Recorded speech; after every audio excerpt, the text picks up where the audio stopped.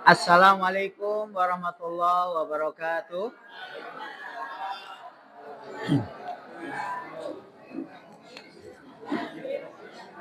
Yeah. Alhamdulillahirabbil alamin. Wa bihi nasta'inu ala umurid dunya waddin.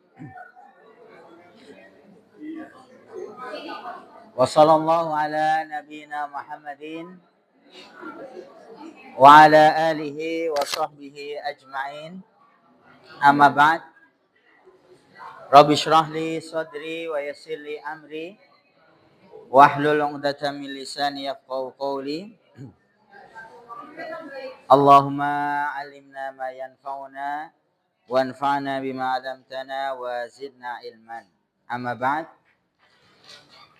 Sabahul khair. Kaifa halukum?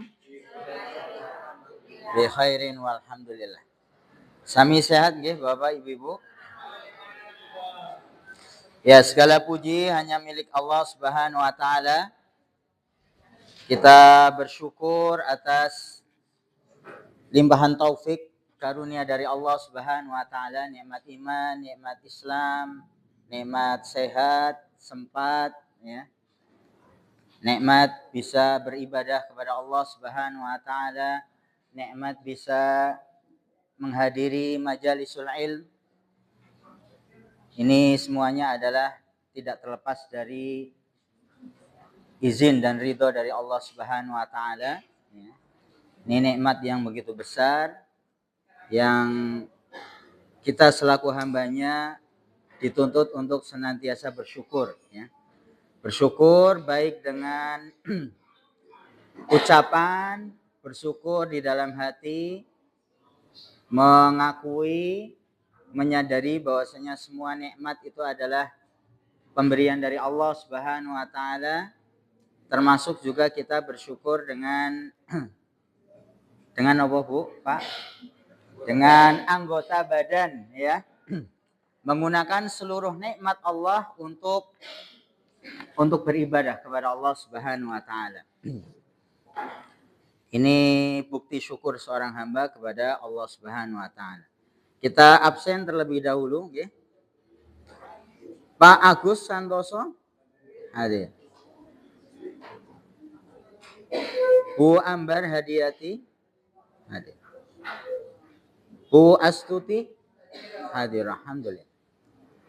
Bu Bekti hadir. Bu Devi izin ya. Ya. Bu Dwi Yuliarti hadir. Hadirah. Nah. Bu Eri Yuliani Putri izin. Bu Erni Maijah hadirah. Bu Eti Puji hadirah. Bu Etika hadirah. Bu Handayani izin.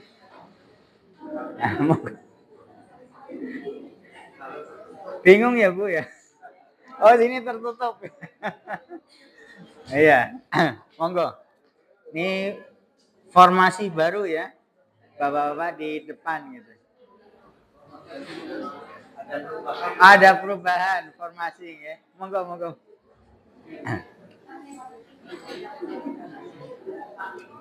Lanjut ya, Bu. Siapa ini? Pak Harsono hadir. Bu Heni Yuniarti. Mana Bu Heni? Izin. Bu Hikmastuti hadirah. Bu Lis Ismiati izin. Pak Muntarik hadir. Bu Musinem hadir. Pak Muslih hadir. Pak Pujiarto hadir. Bu Purbaningsih hadir. Bu Retni Astuti hadir. Pak Rohani izin ya. Bu Rohani hadir. Nun sewu Bu, maaf Bu ya. Iya, saya kok kebayangnya Pak Rohadi gitu ya.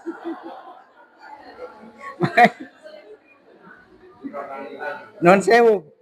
Bu Rohani ya. Bu Retni Astuti hadir. Bu Rosida hadir. Bu Salbia hadir. Bu Siti Khadijah belum. Bu Siti Nuryati. Ada Bu Siti Nuryati? Ah, ahlan wa sahlan.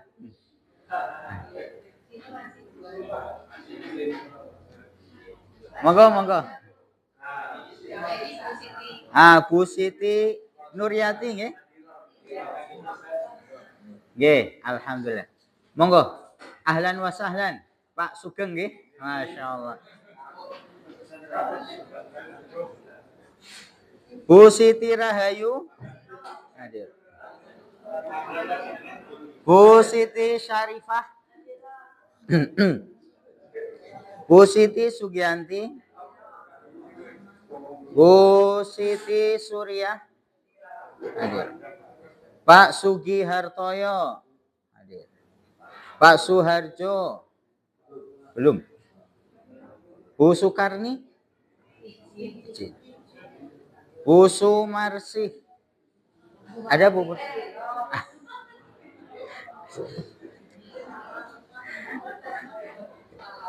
Bu Sumarsi hadir ya? Pak Suparman hadir. Pak Supriyo hadir. Bu Surati hadir. Pak Wargono hadir. Bu Wasmiati hadir. Bu Wigati Ningsih, Pak Aris hadir. Bu Yeti hadir. Masya Allah. Alhamdulillah. Bu Subekti Laraning Tias izin ya. Yeah. Bu Siti Nurohayatun, Bu Sri Sugiyarti hadirah. Bu Neni Yudianti hadir. Bu Yulianti hadir.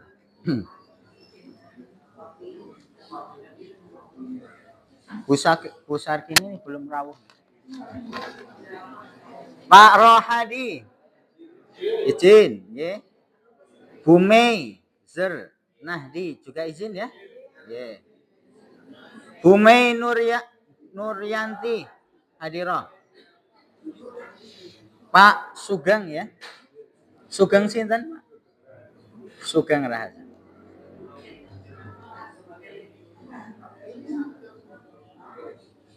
Ya. Ada yang belum dipanggil Bapak atau Ibu? Sudah semuanya ya? Bok terlewat gitu ya. Ye.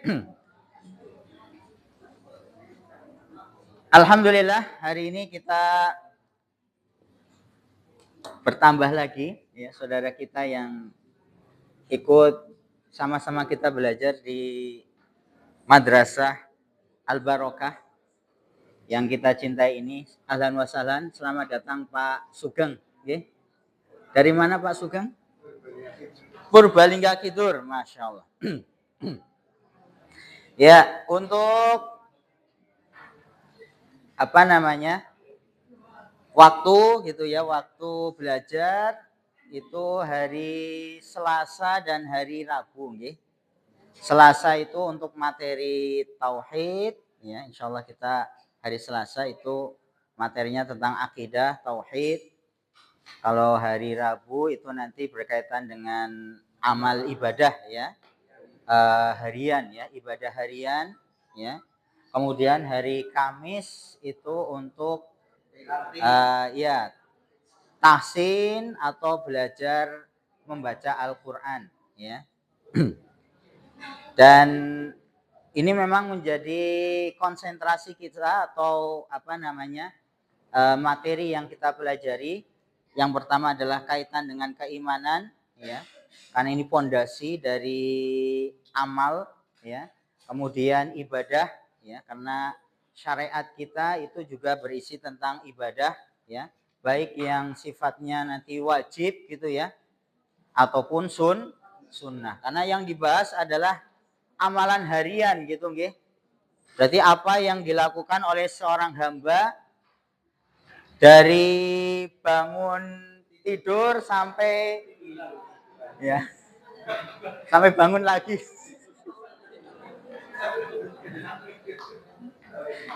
Ya, semuanya ini menunjukkan apa? Menunjukkan apa Bapak-bapak, Ibu-ibu? Kesempurnaan dari syariat kita. Agama Islam itu agama yang sempurna, agama yang mulia, ya. Semua hal ya yang berkaitan dengan kemaslahatan. Apa itu maslahat? Kebaikan seorang hamba itu semuanya sudah diajarkan. Makanya dari bangun sampai mau tidur itu ada amalan-amalannya. Tujuannya apa kira-kira Bapak Ibu-ibu? Tujuannya adalah untuk supaya apa? Seluruh amal kegiatan yang dilakukan oleh seorang hamba itu semuanya adalah harapannya bernilai ibadah. Ya, dari awal sampai mau istirahat itu harapannya semua amal itu adalah bernilai pahala. Kan itu tujuan kita semuanya kan gitu nggih?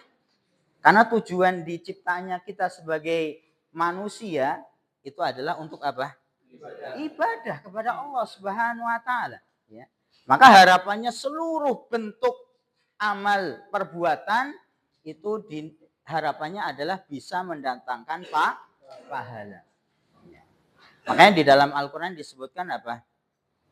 Fa idza faraghta fansab.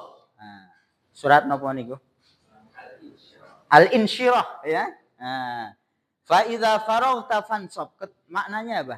Ketika engkau selesai dari faragh ya, selesai dari suatu amal, kalau kita selesai melakukan suatu amal perbuatan, ya para ahli tafsir mengatakan bisa jadi itu adalah amalan bernilai ibadah, ya ibadah atau amalan yang sifatnya duniawi, ya. Jadi kalau kita selesai melakukan suatu amal ibadah, ya, fa idza faraghta fansab, maka beralihlah, ya, isi lagi waktu itu dengan amal yang lainnya. Makanya para ulama menyebutkan ini nanti ada kaitannya dengan niat gitu nggih. Walaupun itu amalan itu adalah amalan bersifat duniawi, ya, kebiasaan. Contohnya seperti apa? Ya makan, minum, itu kan semua orang melakukan itu, ya. Mau yang muslim atau tidak muslim kan ya makan, minum, istirahat kan ya tidur gitu. Siapa lagi? Mandi, olahraga. Ini kan kebiasaan, ya. Tidak ada kaitannya dengan bukan dinilai ibadah secara asalnya. Namun, ya, yang namanya amal kebiasaan itu pun bisa kemudian bernilai ibadah. Bisa mendapatkan pahala manakala niatnya itu diniatkan karena Allah Subhanahu wa taala. Ketika makan, saya niatkan dengan saya makan ini, tubuh saya menjadi kuat, ya, sehingga bisa beribadah kepada Allah. Maka ketika niatnya benar, ini pentingnya niat memang, ya. Ketika niatnya benar, maka insya Allah walaupun itu amalan yang bersifat duniawi akan mendatangkan pahala. Dalilnya di ayat selanjutnya, fa idza faraghta fansab wa ila rabbika farghab, dan kepada Allah lah kalian mengharap apa? Balasan, ganjaran, ya. Iya. Wa ila rabbika farghab, mintalah kepada Allah Subhanahu, niat, ya. Niat di dalam beramal itu niatkan karena Allah. Ketika seorang mencari nafkah pun itu kan duniawi, ya. Maka ketika kemudian niatnya ingin menjalankan perintah Allah, menafkahi keluarga, ya, karena dia punya tanggung jawab seorang bapak gitu, ya, menafkahi keluarganya, maka ketika niatnya itu karena Allah, maka insya Allah juga akan bernilai pahala, ya. Jadi memang apa yang kita pelajari di madrasah ini ya memang sesuatu yang menjadi kebutuhan gitu ya. Kebutuhan kita semuanya bagi seorang mukmin. Ya, mukmin dan mukminah. Oke, kita akan melanjutkan Bapak Ibu-ibu ya, masih pada terakhir kita sampai mana nggih? Masih bab yang kedua. Betul? Ya, masih membahas bab yang kedua. Jadi insya Allah Pak Sugeng nggak ketinggalan jauh ya, karena kita masih bab kedua ya. Masih bab yang kedua, yaitu judulnya adalah keistimewaan tauhid dan dosa-dosa yang diampuni karenanya. Terakhir kita membahas tentang dalil ya, dalil akan keutamaan tauhid, yaitu dari hadis Nabi ya. Kemarin kita sebutkan isi hadisnya adalah bahwasanya orang yang mentauhidkan Allah, memurnikan ibadah karena Allah, tidak berbuat syirik ya. Kemudian meyakini bahwasanya Nabi Muhammad itu utusan Allah ya, Rasulullah, hamba dan utusan Allah Subhanahu wa taala. Kemudian seorang mukmin muslim itu juga mengakui bahwasanya Nabi Isa itu adalah juga hamba Allah dan utusan Allah. Karena keyakinan kepada Nabi itu wajib. Wajib atau tidak? Wajib. Ya. Jadi kita mengimani seluruh ya Nabi dan para Rasul yang sudah diutus oleh Allah Subhanahu Wa Taala. Baik yang kita ketahui namanya, karena tidak semua Nabi dan Rasul itu disebutkan oleh Allah nama-namanya. Ya. Kalau di dalam Al-Quran itu ada disebutkan 25 ya, 25 nabi dan rasul. Maka kita mengimani secara khusus karena kita tahu apa nama-namanya ya. Termasuk juga kita mengimani secara umum ya, secara umum nabi-nabi dan rasul-rasul yang pernah diutus oleh Allah walaupun kita tidak tahu namanya ya. Makanya berkaitan dengan Nabi Isa pun kita meyakini Nabi Isa itu bukan Tuhan, tetapi melainkan Nabi Isa itu adalah seorang nabi dan utusan Allah Subhanahu wa taala. Kemudian meyakini yang adanya apa? Surga dan neraka, ini keyakinan akan hari akhir ya. Maka orang yang meyakini akan hal-hal tersebut ini kan semuanya berkaitan dengan keimanan, keyakinan ya. Maka orang yang memiliki keyakinan yang benar akan perkara-perkara tersebut ya, maka apa ganjarannya, keistimewaannya? Adkhalahullahul jannah ya. Ini masih halaman ke-8 ya, buku yang ini ya. Kalau buku yang satunya halaman berapa? 20 ya. Nah, ini kita lanjutkan di potongan akhirnya, di situ disebutkan balasannya adalah adkhalahullahul jannah. Maka Allah akan masukkan orang tersebut ke dalam surga. Ini maka Allah pasti ya. Jadi jaminan dari Allah, orang yang punya keyakinan yang benar tanpa dibarengi dengan kesyirikan kepada Allah dan meyakini tadi perkara-perkara yang tadi disebutkan di dalam hadis ya, seyakin-yakinnya tanpa adanya keraguan, maka balasannya apa?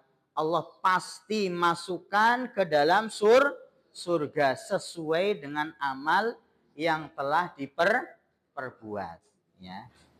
Kemarin kita sebutkan kenapa kok sesuai dengan amal? Iya ya. Orang yang bersungguh-sungguh ya, beriman secara sempurna, kemudian dia mengamalkan ya keyakinannya dengan dia tunduk patuh dengan perintah-perintah Allah gitu nggih, secara sempurna, maka dia juga akan mendapatkan jaminan yang sempurna. Kemarin kita sebutkan itu nggih. Namun kalau ada orang yang kemudian dia beriman, bertauhid, tetapi bisa jadi dia apa? Ketundukannya, keimanannya itu tidak sempurna, dalam artian apa? Dia beriman tetapi mungkin dia juga melakukan apa? Kemaksiatan gitu nggih. mungkin pernah meninggalkan apa? Perintah Allah Subhanahu wa taala, padahal itu adalah perintah yang wajib umpamanya, ya. Maka dia tetap mendapatkan jaminan surga, tetapi jaminannya tidak sempurna, alias bisa jadi ini ya, perlu digarisbawahi. Bisa jadi orang itu tidak langsung masuk ke dalam surga, tetapi dia harus apa? Dibalasi dulu, alias apa? Dihukum dulu oleh Allah Subhanahu wa taala, dibersihkan dosanya dengan dimasukkan ke dalam neraka. Wal iyadzubillah. Kita juga berlindung kepada Allah supaya apa? Dijauhkan dari neraka, ya. Termasuk doa yang terus kita panjatkan kepada Allah setiap akhir dari sholat kita kan gitu ya. Kita berlindung kepada Allah dari apa? Min azabin nar gitu ya. Dari azab api neraka. Ya.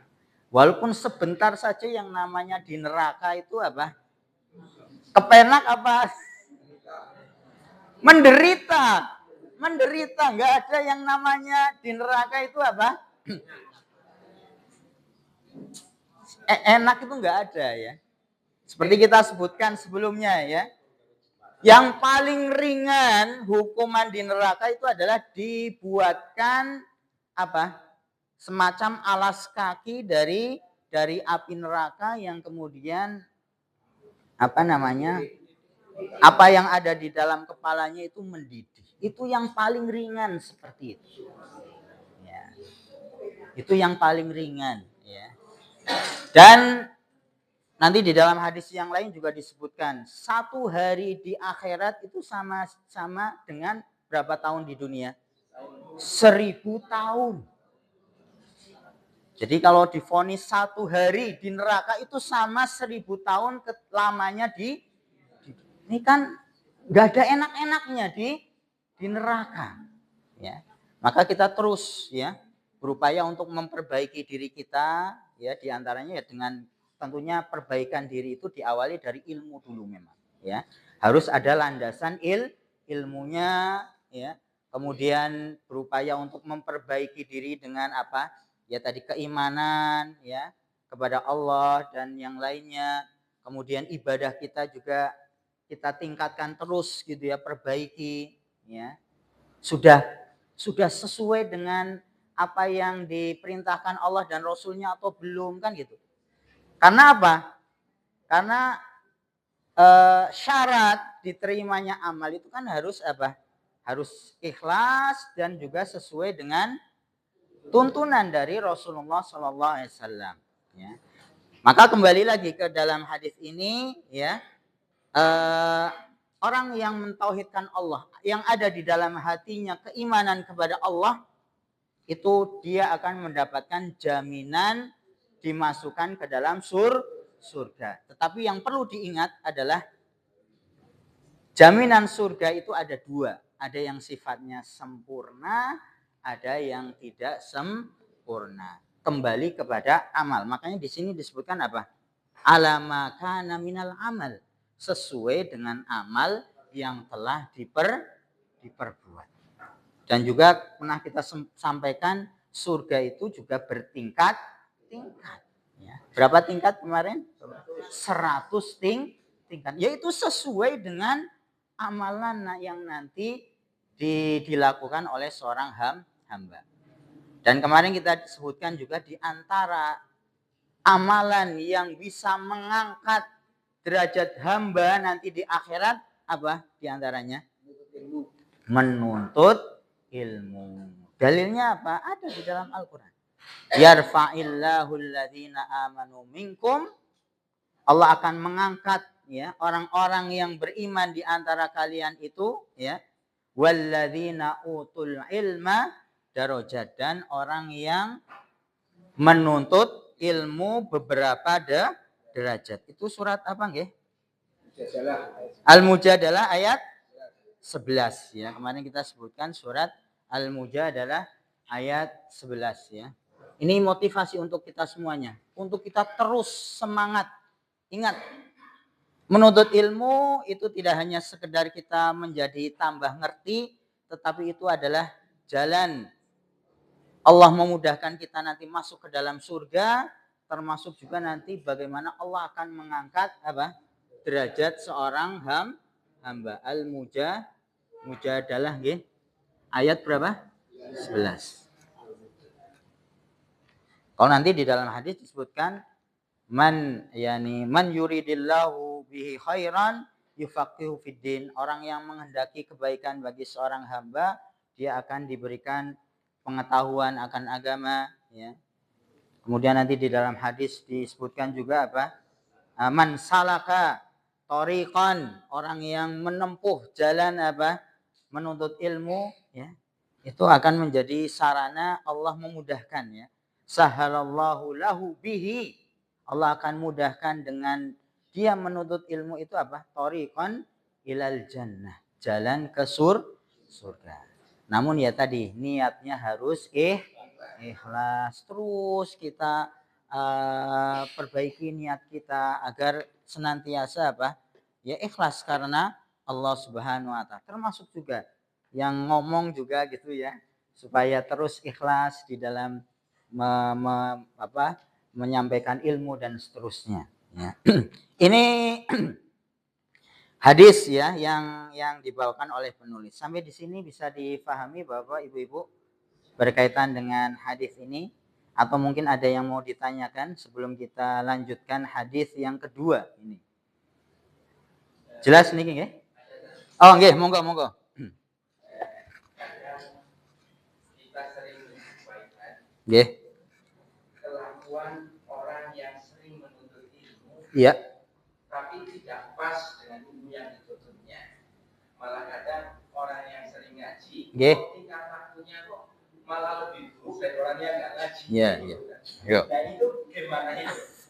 Apakah menuntut ilmu kayak gitu juga jaminan masuk surga? Nggih. Masya Allah, nggih. Ini pertanyaan yang sangat bagus ya, dan menjadi koreksi kita semuanya juga gitu ya. Apakah menuntut ilmu itu berdampak baik atau tidak kepada diri kita, itu kan penting gitu ya. Padahal sebetulnya orang yang bertambah keimanannya kepada Allah ketika dia menuntut ilmu, itu kan harapannya dia tambah bertakwa, beriman kepada Allah. Tapi kok malahan seperti tidak punya pengaruh di dalam jiwa atau diri seorang hamba, ya. Apakah salah berarti ini yang salah tuh menuntut ilmunya apa orangnya kira-kira? Ini kan yang perlu jadi koreksi, ya. Karena tahu cara bertobatnya. Ya ini. Ya. Betul, kalau orang yang terlanjur berbuat dosa memang dia bersegera untuk bertobat. Tetapi kita juga tidak boleh meremehkan gitu yang namanya dosa. Siapa yang menjamin orang itu ketika berbuat dosa kemudian dia bertobat? Kan nggak ada yang menjamin, ya. Bisa jadi ketika dia berbuat dosa, dengan dosanya itu Allah tutup hatinya, ya. Allah halangi dari bertobat, bisa jadi kan gitu. Padahal sebelumnya sudah niat, aku dosa bertobat gitu. Siapa yang menjamin kan gitu? Siapa yang menjamin umurnya itu masih dipanjangkan oleh Allah sehingga orang itu bertobat? Berapa banyak orang yang lagi maksiat meninggal, belum sempat bertobat. Ini kan menjadi ya kehati-hatian kita. Jangan sampai kemudian kita berani melanggar aturan Allah Subhanahu wa taala. Dan terus kita meminta yang namanya husnul khotimah. Berkaitan dengan tadi, kenapa kok orang itu kadang-kadang menuntut ilmu tetapi akhlaknya masih buruk kan gitu, ya. Bahkan mungkin tambah keras gitu ya. Ngaji kok malahan perbuatannya, ucapannya itu menjadi menjadi keras gitu ya. Seperti mudah kemudian menyalahkan orang lain dan kemudian menjelek-jelekan orang lain. Nah, Ini berarti perlu adanya koreksi ya terhadap diri orang yang menuntut ilmu tadi ya. Bisa jadi nun sewu, bisa jadi memang niatnya belum benar ya. Sehingga Allah belum ya berikan hidayah gitu ya. Karena seharusnya ketika orang belajar ilmu agama, belajar tauhid, itu juga nanti dibarengi dengan akhlak atau budi pekerti yang baik. Contoh umpamanya ketika kita membahas Muhammadun abduhu wa rasuluh, kita meyakini bahwasanya ini kan di dalam hadis ya yang sudah kita bahas kan termasuk keimanan adalah meyakini bahwasanya Muhammad itu abduhu wa rasuluh. Muhammad itu adalah hamba Allah dan utusan Allah. Maka ketika seorang bersaksi bahwasanya Muhammad itu adalah hambanya dan Rasulullah, ini punya konsekuensi sebetulnya. Konsekuensinya apa? Ya dia kemudian mengamalkan makna dari syahadat tersebut. Ya. Meyakini bahwasanya Muhammad itu adalah hamba Allah dan utusan Allah. Ya. Maka dia juga meyakini bahwasanya Muhammad ini adalah sosok yang dijadikan teladan. Teladan di dalam apa? Semuanya, ya. Baik perkara dunia maupun perkara akhirat. Ya kita di dalam beribadah mengikuti siapa? Rasulullah SAW, termasuk juga di dalam berperilaku, ya. Beradab, ya, berakhlak itu juga mengikuti Rasulullah SAW. Ini persaksian. Makanya kemarin sempat kita sebutkan yang namanya syahadah itu kan sesuatu yang diyakini di dalam hati, kita mengetahuinya, kemudian diyakini, kemudian diucapkan, terus apa lagi? Dilaksanakan. Maka itu juga makna dari syahadah anna Muhammadan abduhu wa rasuluh. Orang mempersaksikan Nabi Muhammad itu adalah sebagai utusan Allah dan hamba Allah, maka dia juga punya kewajiban untuk mengikuti Rasulullah. Ya. Jadi ketika dia kemudian mengelirkan itu, tapi ternyata perbuatannya menyelisih dari akhlak Nabi gitu ya. Padahal kalau kita membahas bagaimana Nabi berakhlak gitu ya, beliau adalah sosok yang memiliki akhlak yang mulia, yang kita pernah sebutkan. Abduh itu kan artinya Nabi Muhammad itu sama dengan manusia kan gitu. Sama seperti kita. Maksudnya kesehariannya itu sama gitu ya. Cuman yang membedakan Nabi itu memiliki akhlak yang mulia, yang itu tidak dimiliki oleh yang lainnya. Yang kita diperintahkan untuk mengikuti ya Nabi. Ya, laqad kana lakum fi Rasulillahi uswatun hasanah. Sungguh ada pada Nabi itu suri teladan yang baik ya. Ya baik berkaitan dengan agama, akhirat atau juga dengan dunia. Atau nanti di dalam yang lain, dalil yang lain menyebutkan Innama bu'itsu, sungguhnya aku itu diutus kata Nabi liutammima makarimal akhlak, untuk menyempurnakan ya akhlak yang mulia ya. Jadi memang mungkin itu juga selain niat itu juga perlu diperbaiki, juga mungkin di dalam dia belajar itu belum istilahnya belum mencakup yang kaitannya dengan akhlak dan adab ya. Karena nanti juga sebetulnya termasuk dari materi yang perlu kita kaji adalah kaitan dengan adab dan akhlak ya. Jadi memang tidak bisa terlepas orang belajar tauhid tambah beriman itu juga nanti dibarengi dengan akhlak yang baik ya. Itu termasuk di dalam kita tadi meyakini kaitan dengan Nabi kita Nabi Muhammad SAW. Jadi bisa jadi tadi niatnya mungkin belum benar ya. Jadi belum dapat taufik dari Allah, maka caranya ya terus diperbaiki niatnya ya, dimurnikan karena Allah, kemudian lebih mendalam lagi gitu ya. di dalam belajar, dalam artian tidak hanya berkaitan dengan akidah, berkaitan dengan fikih saja, tetapi di dalam syariat kita juga ada kaitan dengan adab dan akhlak. Jadi sifatnya itu adalah menyeluruh, ya. Harapannya adalah ya tadi, keimanannya kuat, ibadahnya mantap, akhlaknya, budi pekertinya juga baik. Itu adalah cerminan seorang mukmin yang komplit gitu ya. Nah, bagaimana dia bertutur kata, bermuamalah, bertindak tanduk itu juga ya sesuai dengan apa yang ada di dalam Al-Qur'an. Ngatan nggih, Pak? Ya, jazakumullah khair. Ya, ibu-ibu, jelas nggak ibu-ibu ya? Kita hari ini akan melanjutkan hadis ya atau dalil yang kedua. Ini hadisnya pendek saja. Ini masih sama, isinya adalah keistimewaan atau keuntungan gitu ya. Atau manfaat yang didapatkan oleh orang yang mentauhidkan Allah.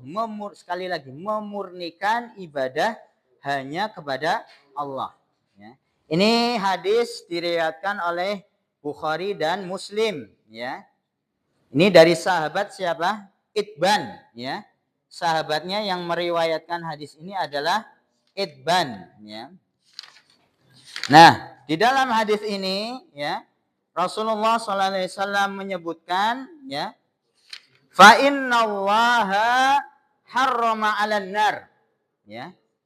Sesungguhnya Allah mengharamkan kepada neraka, ya.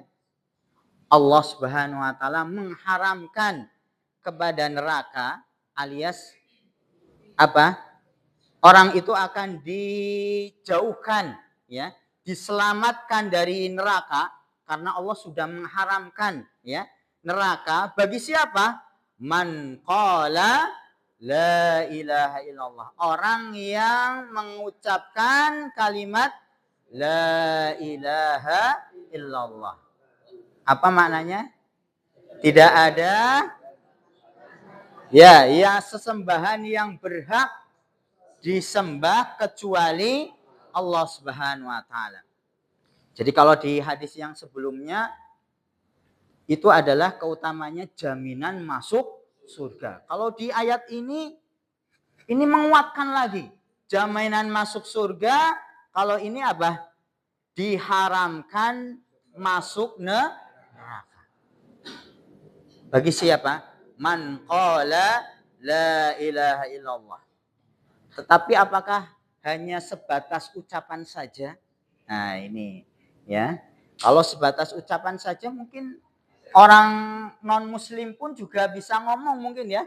Ngomong la ilaha illallah. Apakah kemudian kalau orang itu mengucapkan sebatas ucapan itu dia juga mendapatkan jaminan tidak masuk neraka? Tentunya tidak. Taunya dari mana? Ini lanjutkannya ya.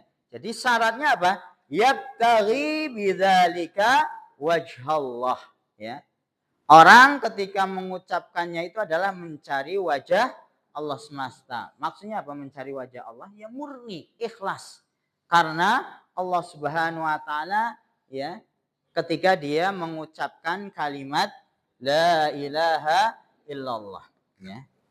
Makanya disebutkan di dalam hadis ya. Ini kita ingin membahas pada hari ini adalah apakah orang mengucapkan kalimat la ilaha illallah itu hanya sebatas ucapan saja ataukah di sana ada perkara-perkara yang wajib diketahui ketika orang mengucapkan kalimat la ilaha illallah. Kalau kita ditanya kira-kira apakah ada orang yang bersyahadat gitu nggih? Mengucapkan kalimat la ilaha illallah tetapi dia umpamanya saya belum mau sholat, kira-kira ada atau tidak? Orang ngaku muslim gitu nggih, tapi nggak mau sholat, nggak mau bayar zakat umpamanya. Ketika dia berhukum, dia lebih memilih hukum selain Allah umpamanya gitu nggih. Ada atau tidak? Apakah di dalam dia bersyahadat itu sudah sempurna atau belum, atau malahan dia kemudian apa? Membatalkan ya kalimat syahadat itu, ya ini yang akan kita bahas ya. Jadi ini di dalam hadis nanti disebutkan ya, Rasulullah SAW menyebutkan bahwasanya kalimat la ilaha illallah itu adalah kunci surga. Ini disebutkan di dalam hadis ya. Miftahul jannah ya. Miftahul jannah, kunci surga. Miftah itu artinya kunci. Miftahul jannah la ilaha illallah. Kunci surga itu adalah la ilaha illallah. Saya gambar kunci gitu nggih. Ya, semoga ini ibaratnya sajalah kunci gitu ya. Saya nggak begitu bisa gambar gitu ya. Kunci.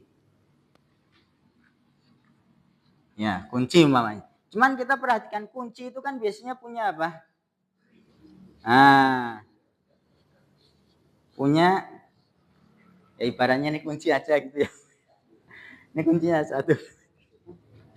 Satu lagi ya. Kira-kira ini kalau kunci ini nggak punya gigi ini bisa buat buka atau tidak? Bisa atau tidak? Kunci tapi nggak ada giginya gitu. Ini modelnya yang seperti ini ya. Walaupun banyak kunci yang modelnya yang lain gitu ya. Ini maksudnya kunci yang ada giginya ya. Nah, Nabi mengatakan kalimat la ilaha illallah itu adalah kunci surga. Dan kunci itu yang kita pahami, kita ketahui adalah memiliki gigi-gigi ini. Ya. Dan ketika kunci itu nggak punya gigi-gigi ini, maka walaupun dia megang kuncinya, dia nggak bisa untuk membuka. Umpamanya satu ini patah gitu ya.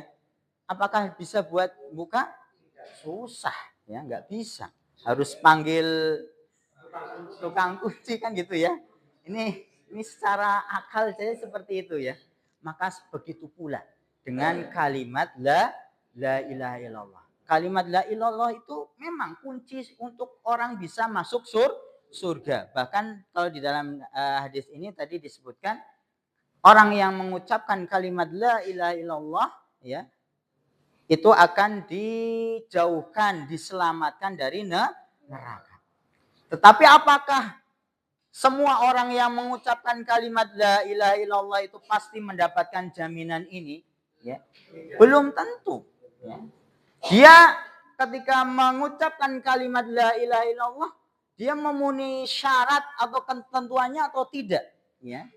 Kalau dia kemudian memenuhi syarat dan ketentuan dari kalimat la ilaha illallah, nanti kita sebutkan syarat dan ketentuannya. Ya. Maka dia bisa menggunakan kunci tersebut. Sehingga ketika dia membuka pintu itu dengan kunci itu, maka pintu itu akan terbuka yang dia bisa masuk ke dalam surga. Tetapi ketika nggak ada gigi-giginya, nggak bisa digunakan untuk membuka. Ya. Maka di sini para ulama menyebutkan ada syarat-syarat. Ya. Syarat ketentuan kalimat la ilaha illallah bisa menjadikan apa? Jaminan orang itu masuk ke dalam surga. Paling tidak ada 7, Bapak-bapak, Ibu-ibu. Ya. Ini disebutkan oleh para ulama. Ya. Syarat, nah buat judul kita adalah syarat-syarat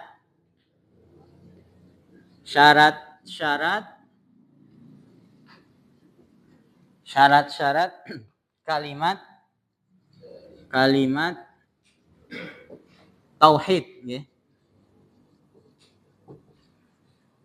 Ini ada 7.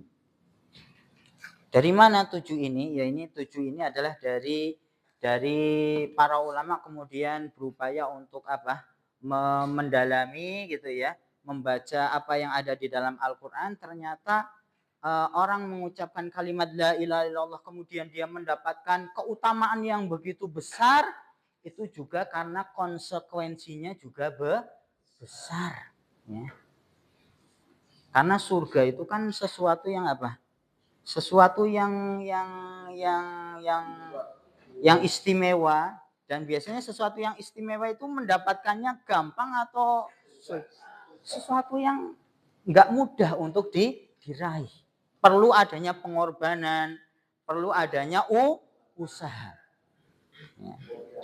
Iya, bukan sesuatu yang murah. Kalau murah ya gampang untuk mendapatkannya. Tapi bagaimana surga ini adalah sesuatu yang berharga, yang mulia, ya. Maka orang meraihnya pun juga butuh yang namanya usaha. Termasuk juga adalah ketika dia mengucapkan kalimat la ilaha illallah, itu memiliki apa? Konsekuensi atau syaratnya, sehingga betul-betul ketika dia mengucapkan kalimat tersebut, dia akan mendapatkan apa? Jaminan berupa surga. Ini disebutkan, saya ambilkan dari buku yang lain, ya. Ini ada 7 syarat, ya, seseorang mengucapkan kalimat la ilallah. Syarat yang pertama adalah apa kira-kira? Ilmu, ya. Ilmu, ya. Jadi syarat mengucapkan kalimat la ilaha illallah itu mengilmui. Kan kemarin kita sebutkan syahadat itu kan persaksian. Persaksian yang maknanya adalah sesuatu yang diyakini, kan gitu nggih. Sesuatu yang diyakini, gimana orang itu kemudian muncul sesuatu yang diyakini? Karena didasari dengan ilmu. Ya. Maka disebutkan oleh para ulama, syarat yang pertama dari kalimat tauhid, orang itu ketika mengucapkannya dia mengetahui betul makna dari kalimat la ilaha illallah. Yang mana sudah kita pernah sampaikan, makna la ilaha illallah itu adalah ilah, di situ maknanya adalah al-ma'bud, sesuatu yang disembah dan diibadahi, ya. La ilah berarti tidak ada yang berhak untuk diibadahi, ya. Karena ternyata ada yang selain Allah yang disembah, kan gitu nggih. Ada selain Allah yang disembah oleh manusia umpamanya. Ada yang menyembah apa? Patung, matahari, ya, menyembah jin, menyembah pohon dan seterusnya. Itu kan ada sesuatu yang disembah, diibadahi selain Allah. Tetapi ketika kita ditanya apakah selain Allah yang diibadahi itu berhak untuk disembah? Tidak. Karena mereka tidak menciptakan, mereka tidak memberi rizki, tidak menghidupkan, tidak mematikan, tidak memberikan manfaat, tidak bisa mencegah madharat. Maka jadi makna yang tepat, yang mendalam dari makna la ilaha illallah adalah orang meyakini bahwasanya tidak ada yang berhak untuk diibadahi, disembah kecuali siapa? Allah Subhanahu. Alias apa? Hak untuk diibadahi itu hanya milik Allah. Itu makna dari la ilaha illallah. Jelas nih Bapak-bapak, Ibu-ibu, itulah makna ilmu. Orang mengilmui, memahami makna la ilaha illallah. Makanya orang-orang musyrik Quraisy ketika diperintah oleh Nabi untuk mengucapkan kalimat la ilaha illallah itu enggak mau. Enggak mau. Padahal kalau ditanya apakah orang-orang musyrik Quraisy meyakini Allah itu pencipta? Iya. Orang-orang musyrik Quraisy yang Nabi diutus kepada mereka itu meyakini kalau Allah itu yang menciptakan, mengatur alam semesta. Tapi yang menjadi permasalahan adalah selain mereka itu meyakini Allah itu yang menciptakan, tetapi ketika mereka beribadah tidak hanya kepada Allah, tetapi juga beribadah kepada selain Allah. Itulah letak apa? Kemusyrikannya. Ibadahnya enggak hanya kepada Allah, tetapi juga kepada selain Allah. Itulah bentuk kemusyrikan. Ya. Maka ketika mereka diminta untuk mengucapkan kalimat la ilaha illallah, mereka enggak mau. Karena konsekuensinya apa? Konsekuensinya mereka harus meninggalkan peribadahan kepada selain Allah. Padahal selama ini sudah bertahun-tahun, beratusan tahun, karena itu adalah ajaran dari nenek moyang gitu ya. Mereka menyembah ada setiap nanti di sekeliling Ka'bah itu juga banyak berhala, bahkan nanti di setiap kabilah itu juga punya punya berhala sendiri, maka nanti ada disebutnya ada Lata, Uzza, Manat. Ini adalah nama-nama berhala yang itu ada pada kaum Quraisy. Mereka itu disembah. Berhala-berhala itu disembah. Dijadikan tandingan bagi Allah Subhanahu wa taala. Ya. Maka ketika diminta untuk mengucapkan kalimat la ilaha illallah, mereka enggak mau. Loh, wong selama ini saya beribadah juga kepada selain Allah, kok hanya diperintah untuk memurnikan beribadah hanya kepada Allah saja. Saya harus meninggalkan agama nenek moyang? Enggak mau. Ya. Ini konsekuensi dari apa? Atau makna dari kalimat la ilaha illallah. Jelas Bapak, Ibu-ibu? Ilmu itu artinya adalah kita mengetahui makna dari kalimat la ilaha illallah. Apakah ada dalilnya di dalam Al-Quran? Perintah kita mengilmui kaitan dengan kalimat tauhid? Iya ada. Ya. Ini namanya di dalam surat Muhammad, ya, ayat 19. Ini nanti bisa dicek lagi, ya. Surat dalilnya ini, ya, surat Muhammad, ya. Jadi ada nama surat namanya nama nabi kita gitu, ya. Muhammad, ya. Ayat berapa? 19, ya. Ribut? Ya, Muhammad, ya, surat Muhammad, ya.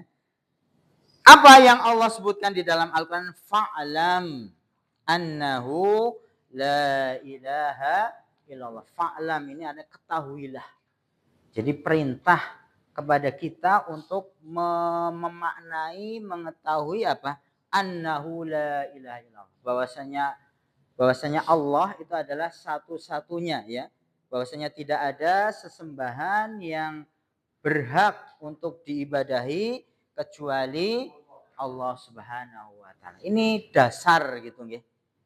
Orang itu mengucapkan syahadat itu tidak hanya sekedar diucapkan saja, tetapi juga dia mengetahui maknanya gitu ya.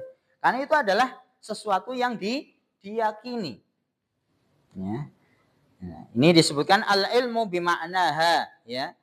Syarat yang pertama adalah ilmu, maksudnya adalah orang itu mengilmui, mengetahui makna dari kalimat la ilaha illallah atau apa yang terkandung dari kalimat la ilaha illallah. Dan bukan hanya meyakini atau dimaknai la ilah itu adalah pencipta, ya. Karena mungkin banyak juga gitu ya. Orang memaknai kalimat la ilaha illallah, ilah itu hanya dimaknai pencipta, Tuhan pencipta, ya. Berarti kalau seperti itu cukup gitu ya. Kalau maknanya itu Tuhan itu pencipta, ya. Maka kalau hanya dimaknai sebatas itu saja, berarti maknanya adalah kalau beribadah ya boleh saja kepada selain Allah kan gitu. Karena cukup saya meyakini Allah itu pencipta, tetapi di dalam beribadah boleh kepada selain Allah. Maka ini terjemahan yang kurang atau tidak tepat. Maka yang tepat adalah tadi, la ma'bud atau la ilah itu adalah ma'bud. Tidak ada yang berhak untuk diibadahi, disembah. Ya. Makanya ya tadi, bagaimana Nabi kita diutus kepada orang-orang musyrik Quraisy bukan karena mereka tidak meyakini Allah itu pencipta, bukan. Tetapi letak kesalahan mereka adalah sudah beribadah kepada selain Allah. Meyakini Allah pencipta, tetapi ketika beribadah mereka juga beribadah kepada selain Allah Subhanahu wa taala. Itulah letak kesyirikan atau kemusyrikan. Jelas nih Bapak Ibu-ibu yang pertama? Ya. Ini syarat yang pertama. Mungkin tidak semuanya nanti kita sebutkan hari ini, kita sedikit-sedikit gitu ya. Tapi yang penting ini betul-betul difahami ya. Karena ini menjadi dasar dari apa? Keyakinan, ya. Harus berdasarkan ilmu, tidak hanya sekedar dengar-dengar saja gitu ya. Atau ya mungkin awal orang dituntun dia dilatih gitu ya. Tetapi setelah itu dia dituntut untuk betul-betul memahami. Karena ini adalah sesuatu yang diyakini. Kemudian yang kedua adalah syaratnya. Masih 5 menit, satu lagi ya. Adalah Yakin. Napa? Yakin. Maksudnya yakin itu apa? Ya yakin. Yakin itu lawannya apa? Tidak yakin alias ragu-raguan. Betul, lawannya yakin itu tidak alias ragu-ragu, enggak mantep gitu ya. Tidak mantap. Padahal orang ketika mengikrarkan kalimat la ilaha illallah itu harus didasari dengan keyakinan yang kuat tanpa ada keraguan. Bukan mengucapkan tetapi di dalam hatinya benar sih enggak atau enggak sih ya Allah itu yang berhak diibadahi. Nah, ini berarti masih apa? Masih ragu-ragu. Maka dia belum mengucapkan kalimat tauhid ya dengan benar ya, karena masih dibarengi dengan keraguan-raguan. Maka syaratnya adalah harus yakin. Ya. Maka di sini disebutkan al-yaqinu al-munafi lisyak.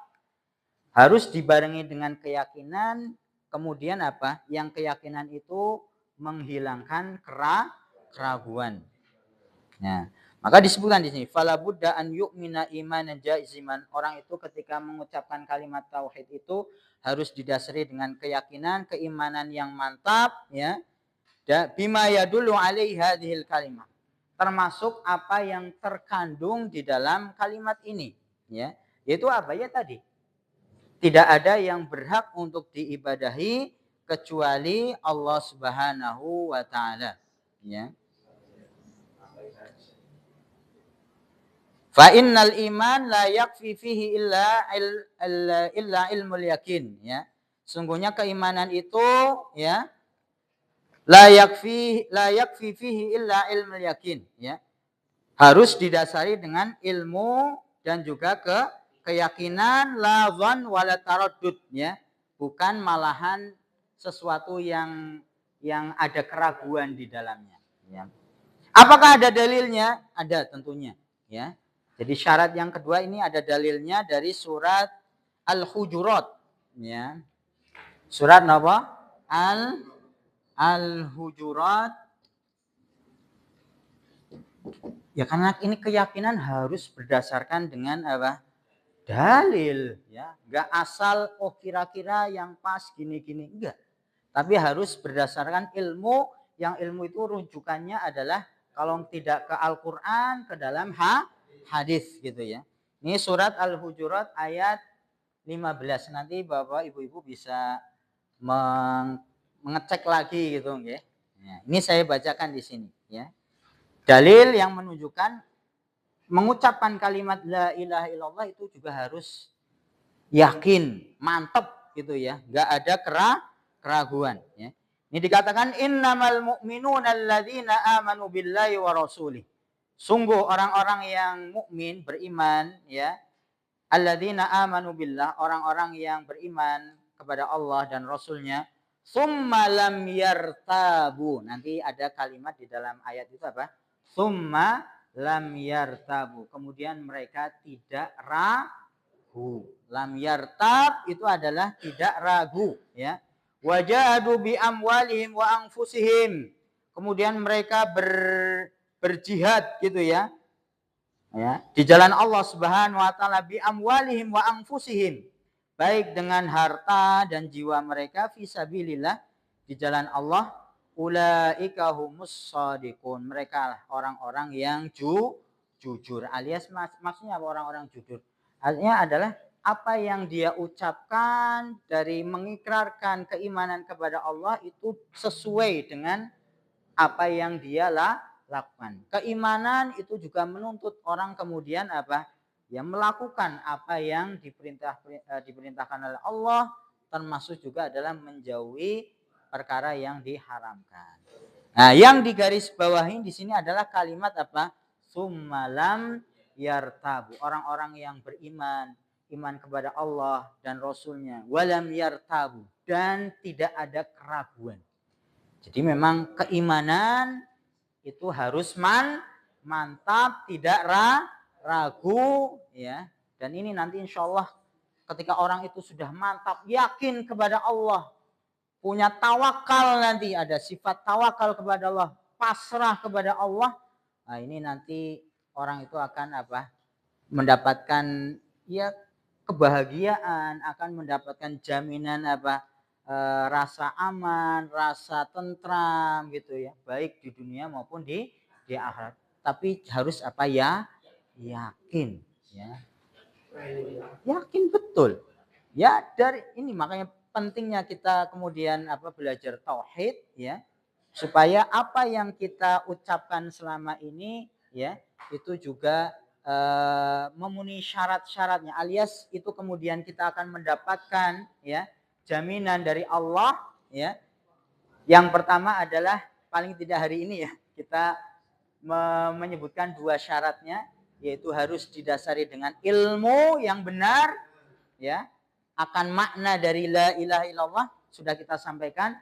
Kemudian kita yakini dengan keyakinan yang mantap tanpa keraguan, itu yang kemudian mendapatkan apa predikat ya dari Allah, ulaika humus shadiqun ya. Karena orang yang yakin mantap nanti di dalam dia beribadah, di dalam menjalankan perintah-perintah Allah ya tadi dia akan sungguh-sungguh ya, baik dengan harta maupun dengan jiwa. Ketika diperintahkan untuk nanti ada ibadah yang sifatnya maliyah. Apa ibadah maliyah? Ibadah yang berkaitan dengan harta kan ada. Nanti ada juga ibadah yang berkaitan menuntut anggota badan. Ada juga ibadah yang menuntut dengan hati. Maka orang-orang yang punya keyakinan yang kuat itulah yang kemudian dia beribadah dengan seluruh ya apa yang dia miliki, baik harta, baik dengan jiwanya ya. Dan itu adalah pembuktian kalau dia itu jujur di dalam bersyahadat. Dua dulu ini ya Bapak Ibu ya. Ini kita renungkan terus, syahadat yang kita ikrarkan ini harus didasari ilmu dan keyakinan yang mantap.